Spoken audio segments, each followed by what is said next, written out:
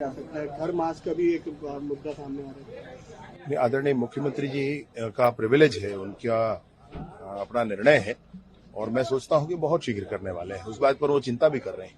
अच्छा, विधानसभा का सत्र शीतकालीन सत्र कब से रखा गया है? कल आदरणीय मुख्यमंत्री जी ने कैबिनेट की बैठक में इस विषय को लाया है। उन्होंने कहा है कि 19, 20 और 21 को विधानसभा का सत्र रखा जाए। उसमें प्रोटेम स्पीकर पहले और फिर शपथ ग्रहण और अभिभाषण सब कुछ विधिवत वैसे ही होना है। ये कुछ अनुपूरक बजट भी लाया जाएगा उस सत्र में? आवश्यकताएं हैं। एक्चुअली जो पूरा कल मुख्यमंत्री जी ने बहुत बड़ा विषय किया कि पूरे 18 लाख प्रधानमंत्री आवास, जिसकी घोषणा भी पूर्व से भाजपा की थी, जिसका संघर्ष भाजपा ने सड़क पर किया था, उसमें गरीबों ने साथ दिया था, तो सबसे पहला काम तो वही करना था।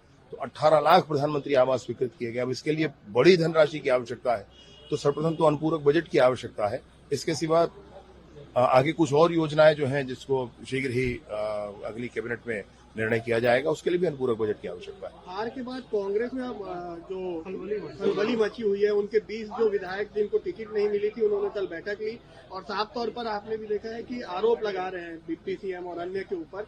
निष्कासन भी हुआ है, दिल्ली भी गए, दिल्ली भी जा रहे हैं शिकायत करने। अब वो उनकी पार्टी का मसला है, मैं उसमें क्या कहूं। मैं सिर्फ कहना ये चाहता हूं कि उसमें अनेक लोग हैं, अनेक तरह के आरोप लगाने वाले। मैं सुनता हूं, पढ़ता हूं अखबार आपके और आपके चैनल के माध्यम से सुनता हूं।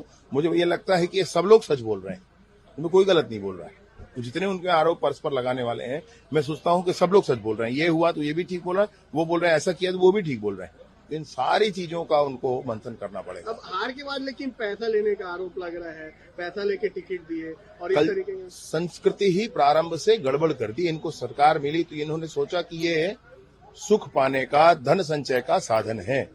राजनीति शक्ति की आराधना है और शक्ति प्राप्त करके बड़ा परिवर्तन समाज में आप करें, यह प्रयास होना चाहिए।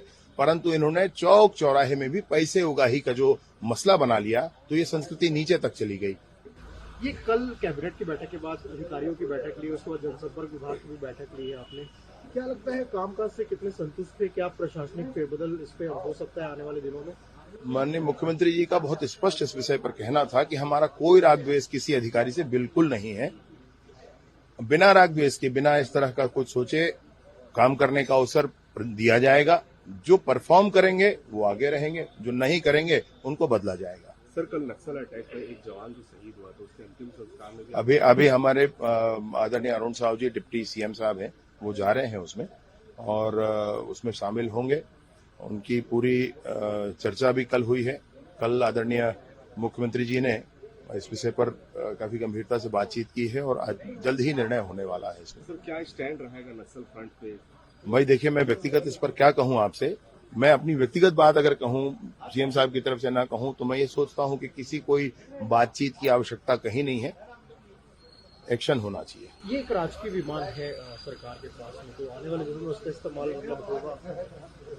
अब मैं तो यह भी नहीं जानता हूं कि राजकीय विमान है, पता किया जाएगा साहब क्या है कैसा है। ठीक।